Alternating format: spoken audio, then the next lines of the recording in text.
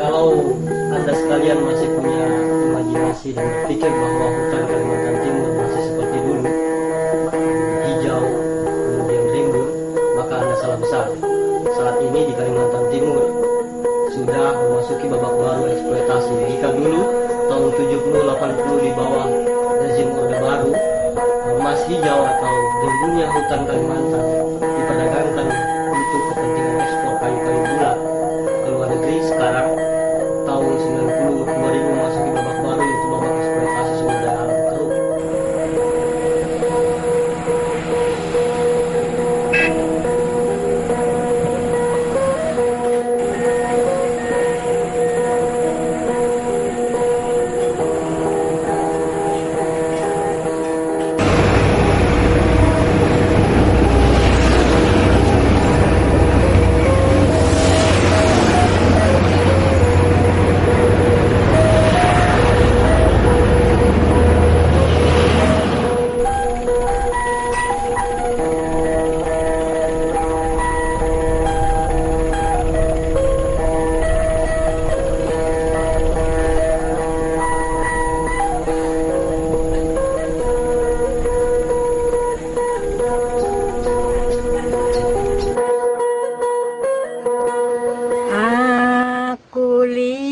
Ibu Pertiwi sedang bersusah hati, air matanya berlinang. Mas Intan terkenal, hutan, sawah, gunung, lautan, simpenan kekayaan.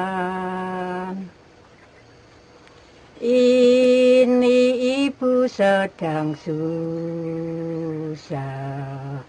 merintih dan berdoa.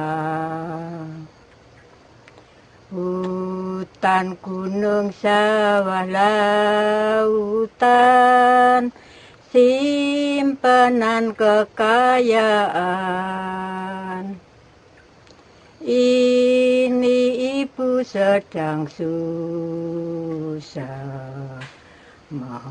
merintih dan berdoa. Merintih dan berdoa.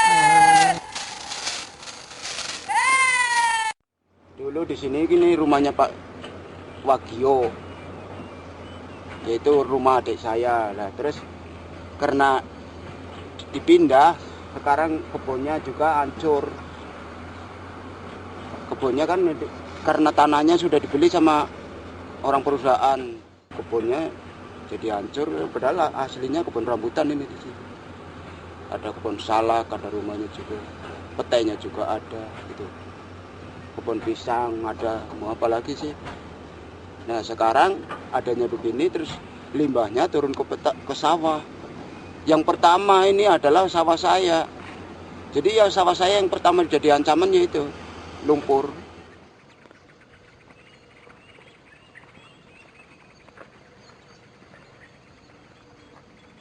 Lumpur toh. Sawahnya ya lumpur semua. Kena bangunan batu bara. Dulu sebelum ada bangunan batu bara, sawah ndak rusak, ndak amburadul. Sekarang ada bangunan batu bara, rakyat kecil malah sengsara. Yang enak rakyat yang besar, ungkang-ungkang kaki terima uang. Kalau kita terima apa? Terima imbatnya lumpur. Tuh. Lumpur dari batu bara, tapi ngenai padi saya. Itu kayak apa nanti aku hidupnya? Salah-salah nanti pari tua padinya kurang bagus, kempis. Biasanya sudah kayak gitu. Aku ndak mau bodoki Pak, Mas. Mana punya saya 1 hektar ini.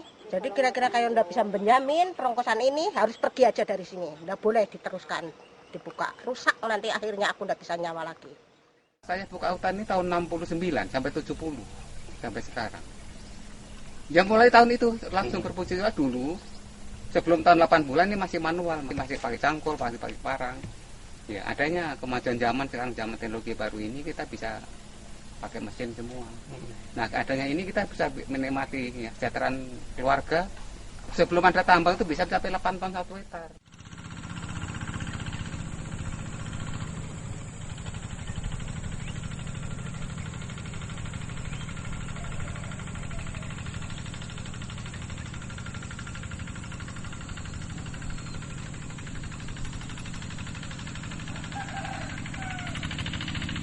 Timur sengaja menggadaikan lahan-lahan pangannya bagi kepentingan investasi, terutama investasi dari sektor tambang. Ini terlihat jelas dari keberpihakan alokasi yang termaktub dalam RPJPD 2005-2025. Di sana dinyatakan bahwa alokasi lahan untuk lahan pertanian itu 3,2 juta hektar. Ini ironi, karena luas lahan pertanian tersebut 3,2 juta hektar itu kalah dengan atau disalib dengan luasan 5,2 juta hektar lahan untuk pertambangan batu bara. Tahun 2010-2011 ini Kaltim mesti gagal panen hingga mencapai 1.637 hektar. Kaltim hanya mampu memproduksi 377.500 ton, sementara konsumsinya mencapai 399.000 ton. Kejadian ini memaksa pemerintah Kaltim mendatangkan beras dari Sulawesi Selatan dan Jawa Timur.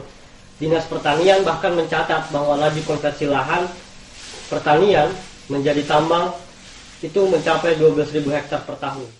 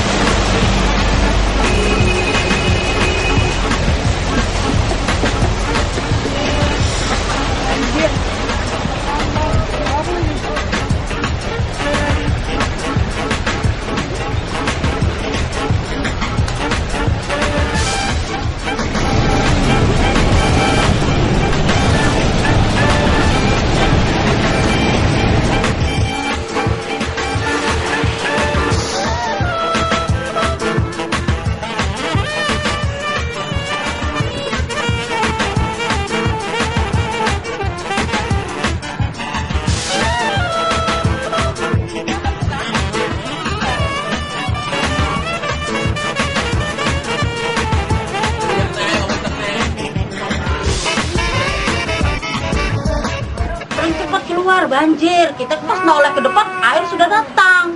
Jadi kita tuh tidak ada istilahnya peringatan begitu air tuh mau datang, tidak langsung teriak, kan langsung air sudah ada.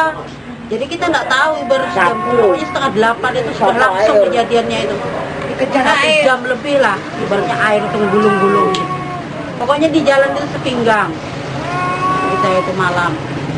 Aku pulang kerja tuh. Pokoknya sudahlah barang apa kita cuma bisa nyelamatkan diri aja, baju di badan aja kita lari. Ya akibatnya tanggul itu napa batu bara, tambang batu bara itu kan itu yang jebol. Karena hujan juga kan, jadi sampai udah ketahanan lagi air itu sudah beberapa kali hujan kan, berapa hari itu kan sudah hujan.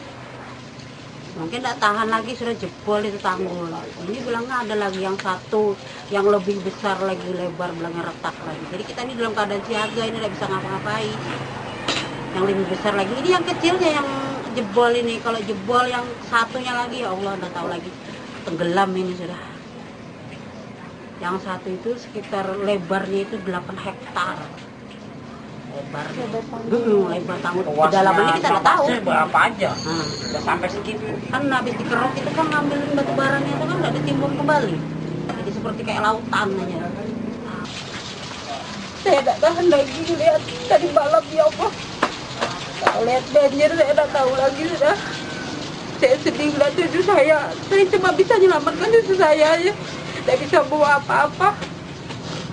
Saya mohonlah dari pemerintah kebijaksanaannya supaya menutup itu tambang. Saya ini sudah 4 tahun tinggal di sini, baru ini kejadiannya. Saya mohon, itu aja permintaan saya. Samarinda adalah ibu kota pertambangan Indonesia. Ini julukan yang kami lekatkan kepada Samarinda setelah kita tahu bersama bahwa 71% dari luas kota ini sekarang diserahkan pada konsesi pertambangan batubara.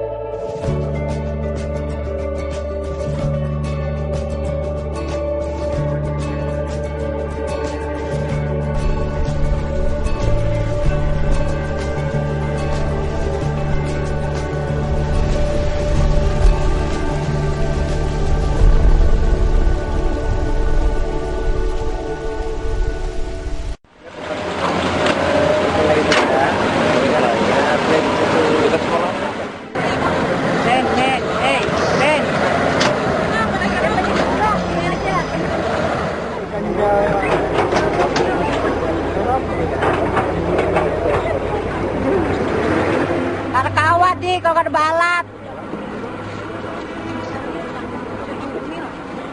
Aduh Mbak, dari tadi sudah. Iya sudah di jalan. 4 jam, 5 jam, 6 jam. Belum ada sampai sekarang. Sampai sekarang mana? Mana yang terjun? Itu masyarakat. Mana?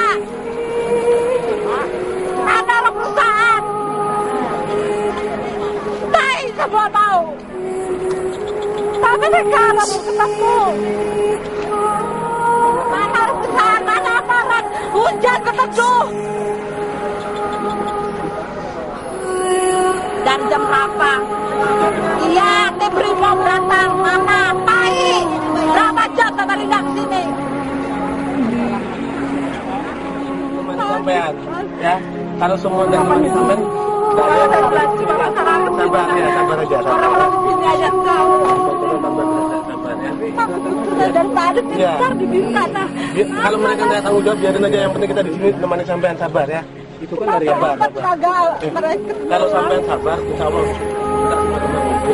Sabar ya. Dari tadi belum saja aparat. Ya pintar.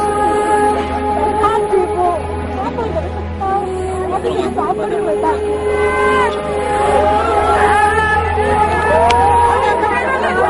Ini ada.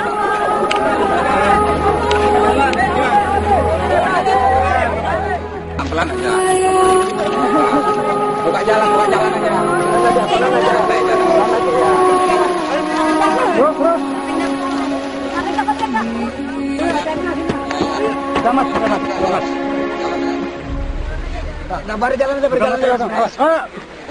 jalan. Berjalan. Terus, buka aja. Terus. Sudah minggir sudah.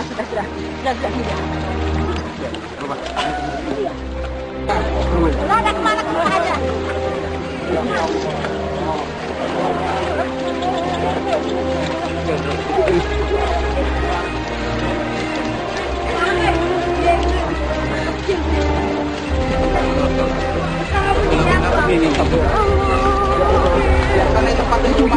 Pakaiannya dari sini, Pak.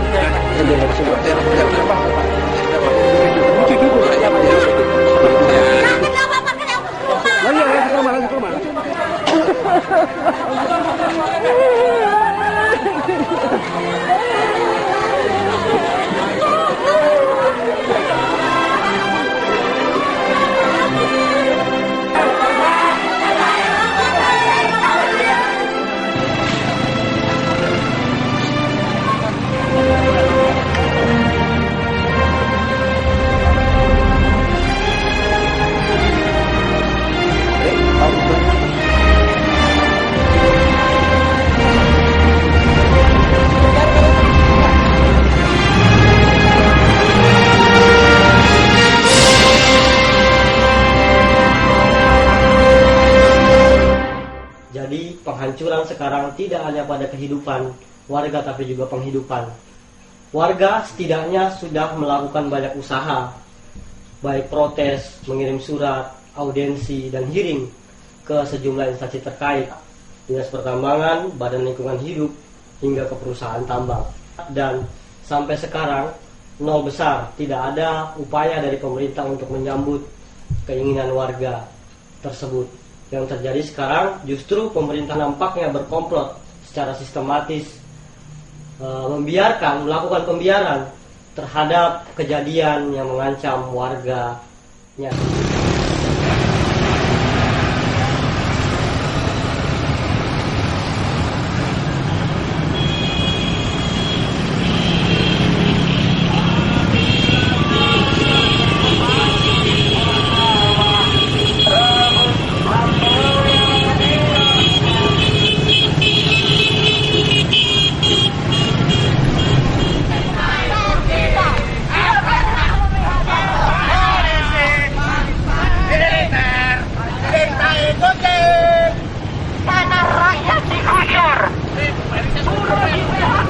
Sudah banyak orang-orang yang menderita. Satu bangsa, satu bangsa kita. Tanah air pasti jaya untuk selama-lamanya. Dulu saya warga transmigrasi tahun 72. Hidup dengan damai, hidup dengan tenang, tidak pernah ada banjir yang luar biasa. Namun sekarang ini di Gunung Kapur bukan tempat yang nyaman, tempat yang aman, karena hujan 1 jam sudah tenggelam. Bukan air yang lewat, adanya hanya lumpur yang diadakan dari tambang-tambang yang ada di sekitar kami. Jadi kami mohon dengan Bapak yang terhormat, Bapak Gubernur Awang Faruk, yang sekarang mempunyai kedudukan yang tinggi, mempunyai kekuasaan untuk mengatur Kalimantan Timur, kami mohon untuk melindungi rakyat. Kami ingin mengingatkan kepada seluruh khalayak warga Kalimantan Timur bahwa sekarang kita memiliki gubernur yang bisa diibaratkan sebagai gubernur tong kosong, yang nyaring bunyinya tapi seluruh produk kebijakan lingkungan hidupnya, seluruh prestasi lingkungan hidupnya itu nihil atau kosong. Itu terbukti jelas dari misalnya Gubernur Kalimantan Timur itu pernah menjanjikan akan melakukan moratorium pertambangan batubara. Tapi usia statement ini hanya 1 hari, setelah itu Gubernur meralat dan menyalahkan bahwa kita akan kehilangan jutaan tenaga kerja jika ini terus dilanjutkan. Padahal kalau kita periksa data statistik di Kalimantan Timur, sektor tenaga kerja yang didapatkan dari tambang batubara hanya 5,2%. Sangat kecil ketimbang sektor pertanian yang hingga mencapai 50%. Gubernur Kalimantan Timur juga menjanjikan jika ada lahan yang dirampas oleh perusahaan tambang batubara atau sawit, 1 hektar misalnya akan diganti 2 kali lipat. Tapi nyatanya dari data yang kita kumpulkan ada 740 kasus tumpang tindih di seluruh Kalimantan Timur. 50%-nya adalah kasus tumpang tindih yang berkaitan dengan lahan pangan atau lahan pertanian rakyat. Nyatanya Gubernur Kalimantan Timur malah tidak pernah mengganti, bahkan menyentuh isu ini kembali. Program Kaltim Green 1 orang menanam 5 pohon tidak lebih dari politik pencitraan gubernur terkait dengan isu-isu lingkungan hidup yang dibawa ke pentas internasional. Karena sampai ini kalau kita lihat klaim gubernur yang mengatakan ada 42 juta maksud saya pohon yang ditanam, kita bisa cek di mana ditanamnya. Terus yang kedua, problem penanaman 1 orang 5 pohon juga tidak pernah menyelesaikan persoalan. Karena pangkal masalahnya adalah pembukaan lahan untuk tambang batubara terus juga dilakukan.